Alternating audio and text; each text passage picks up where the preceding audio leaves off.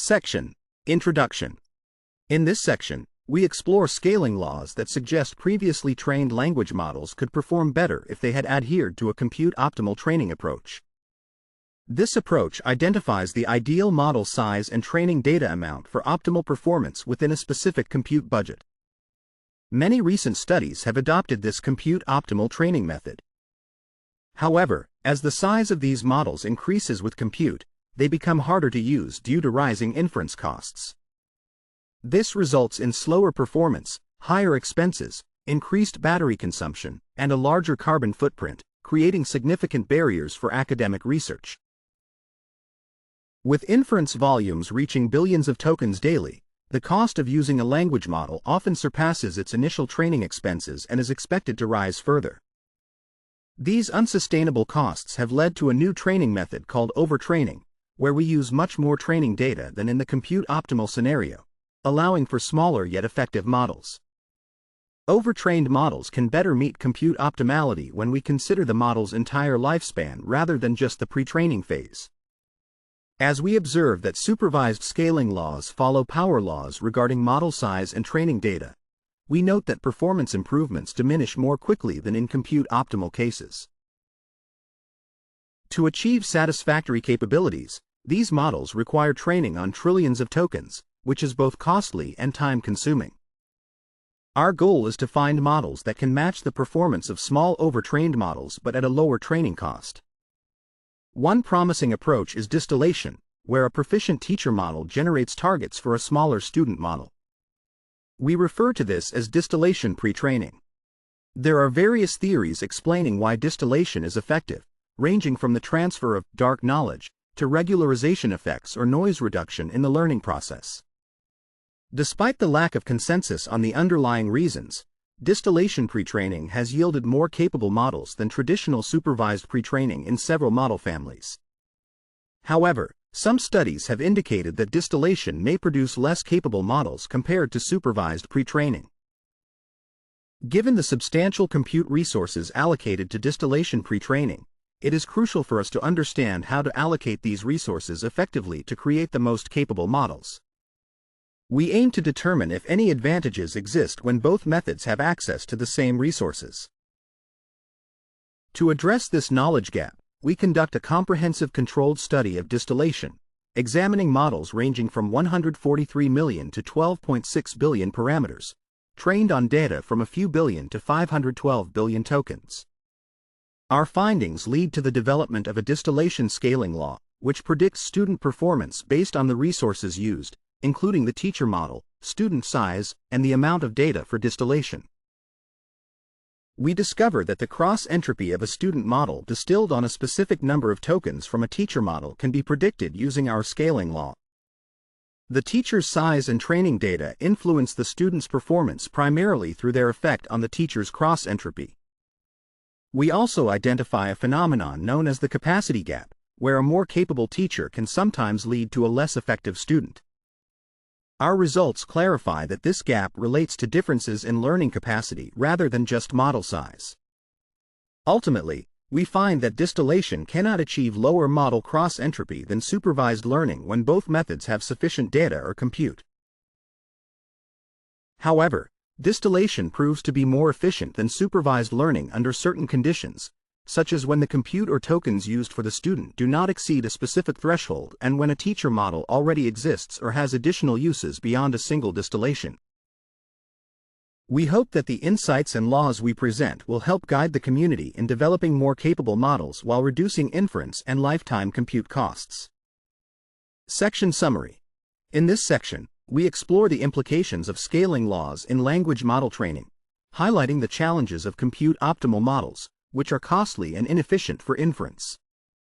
We propose distillation pre-training as a promising alternative, presenting our distillation scaling law to optimize resource allocation and improve model capabilities while reducing costs. Section: Background. In this section, we discuss the importance of predicting model performance as we scale up. This helps us understand the benefits of increasing our computing resources and how to allocate that compute effectively between model parameters and data to achieve the desired model characteristics. These characteristics include accurately predicting the data distribution, which we measure using cross-entropy, or performing well on specific tasks. We find that cross-entropy can be predicted based on empirical and theoretical evidence, showing that it follows a power law relationship with respect to model parameters and data, measured in tokens. The coefficients for this relationship are estimated from multiple training runs, and the choice of these runs is crucial for accurately identifying the coefficients. To identify these scaling coefficients reliably, we employ two training strategies, one where we vary the number of training tokens while keeping the model size fixed, and another where we adjust both model size and training tokens under a total compute constraint. We then combine the data from both strategies for our analysis. Our main goal is to predict the cross-entropy of a student model produced through distillation. This will help us determine the value of increasing compute resources for distillation and identify which distillation method yields the student model with the lowest cross-entropy for a given compute budget. In terms of notation, we define sequences and their contexts, and we focus on language modeling where our objective is to predict the probability of sequences of tokens from a vocabulary. We use a next token classifier to generate predictions based on a given context, and we train our models to maximize the likelihood of observed data. In the distillation process, a teacher model provides a predicted next token distribution, which we use as a target for the student model. The loss from this knowledge distillation is used to optimize the student's parameters, effectively minimizing the difference between the teacher's and student's predictions. We outline our distillation scaling law by first describing our experimental setup and the necessary experiments to determine the scaling coefficients. We then discuss the form of our scaling law, find the coefficients, and verify the law through extrapolation. Our experimental setup is based on existing models and employs specific regularization techniques. We validate our methods and ensure that our models, which range in size from 143 million to 12.6 billion parameters, are trained effectively. We use the English-only subset of the C4 dataset for our experiments, ensuring that the teacher and student models are trained on different data splits. Our focus is on understanding the teacher's role in the distillation process, and we confirm that our chosen methods yield statistically similar results to optimal configurations. Section Summary. In this section, we discuss the importance of predicting model performance for effective compute scaling and the distribution of resources between model parameters and data. We outline our approach to establishing distillation scaling laws through experimental setups that vary model sizes and training tokens, ultimately aiming to identify the optimal distillation process for minimizing cross-entropy in student models. Section: Distillation Scaling Law Experiments. In this section, we discuss the experiments that generate the data needed to fit our distillation scaling law. This law helps us estimate the student cross-entropy, which depends on various factors including student parameters, the number of distillation tokens, teacher parameters, and the number of teacher training tokens. As mentioned in the background section, only specific data combinations can reliably identify the scaling law coefficients. To gather data for our scaling law fit, we combine three experimental protocols. First, we assume that training a student using a teacher's signals is similar to training on a fixed dataset. Since power law behavior has been observed across many datasets, we expect similar behavior in the relationship between student and distillation tokens when using a fixed teacher. To accurately identify the coefficients, we follow a protocol similar to the chinchilla protocol. However, we need to use multiple teachers because the impact of student size and tokens on performance can vary between teachers, just as scaling laws differ across domains and datasets. To maximize the variety of teachers within our compute budget, we trained 6 chinchilla optimal teachers with sizes ranging from 198 million to 7.75 billion parameters. We then distill these teachers into students with 4 different isoflop profiles, considering only the standard training costs. The resulting student cross-entropies are shown in our figures. Interestingly, in some cases, students outperform their teachers, indicating weak to strong generalization, which we explore further in another section. Next, we address the limitations of the fixed teacher isoflop student protocol, which does not adequately reveal how teacher parameters influence student cross-entropy.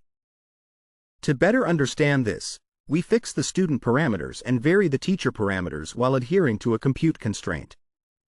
We conduct distillations into 4 chinchilla optimal students, ranging from 198 million to 1.82 billion parameters, using teachers trained under 4 isoflop profiles. The resulting student cross-entropies are presented in our figures. Finally, while not essential for fitting our scaling law, we find it useful to observe how student cross-entropies vary across a broad range. We train combinations of fixed teachers and students, using 10 teachers and students of 5 sizes, with multiple choices for each student. The resulting cross-entropies for 2 of the students are displayed in our figures. We also notice a capacity gap, where enhancing teacher performance does not always lead to improved student performance and can even hinder it. This phenomenon, often seen in distillation, indicates that as the teacher becomes more capable, the student finds it increasingly difficult to model the teacher, which can limit the student's ability to benefit from the teacher's improvements. We use calibration metrics to explore what aspects are challenging for the student to model and provide a simple explanation of the capacity gap through kernel regression and synthetic settings. To determine the functional form of our distillation scaling law, we observe that the contributions from teacher size and pre-training tokens are summarized by the teacher cross-entropy. We propose that the student cross-entropy follows a broken power law in relation to the teacher cross-entropy and a power law concerning the student parameters. We outline the properties our scaling law should reflect, including that an infinitely capable student can model any teacher, a random teacher produces random students, and the capacity gap where overly capable teachers can reduce student performance. We suggest that the transition between stronger and weaker learners is described by a broken power law. We will fit the positive coefficients based on the data we collected in our experiments. The first 2 properties can be easily verified, while the capacity gap behavior arises from the relative learning abilities of the teacher and student on a reference task. Section Summary. In this section, we describe our experiments to gather data for fitting a distillation scaling law, which estimates student cross-entropy based on various parameters of both students and teachers. We employ 3 experimental protocols to explore the effects of different teacher and student configurations, revealing phenomena such as the capacity gap, where increased teacher performance can sometimes hinder student performance, and propose a broken power law to characterize the relationship between student cross-entropy and the relevant parameters. Section: Distillation Scaling Law Parametric Fit. In this section, we discuss the distillation scaling law and how we fit our supervised scaling law using specific teacher models. We detail our fitting process and present the resulting scaling coefficients.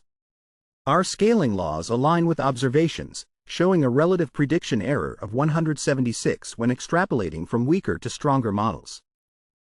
Additionally, we verify that for a fixed model size, distillation in an infinite data scenario aligns with supervised learning under the same conditions. Next, we apply our distillation scaling law to explore various scenarios. We typically consider resources like compute budgets or datasets with a certain number of tokens. The compute cost for distillation can be approximated by a specific formula that accounts for teacher logit inference and pre-training costs. We note that the number of floating point operations, or flops, a model performs during a forward pass is significant, especially for smaller models with larger context sizes. To address this, we propose a straightforward expression for fixed aspect ratio models and encourage the scaling community to adopt this hyperparameter setting. We then examine the best-case scenario for distillation compared to supervised learning. By overlaying data onto contours of distilled cross-entropy, we find that supervised learning consistently outperforms distillation when sufficient student compute or tokens are available. While distillation may be advantageous with a modest token budget, supervised learning excels when a large number of tokens are present.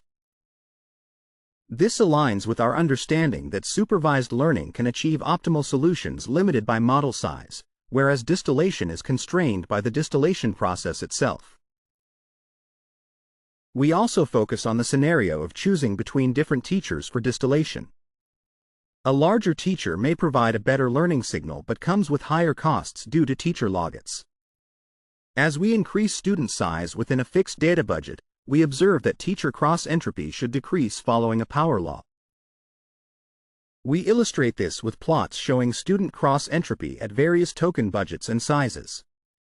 Our findings indicate that the optimal teacher loss decreases as a power law with student size until a certain point, after which the decrease sharpens.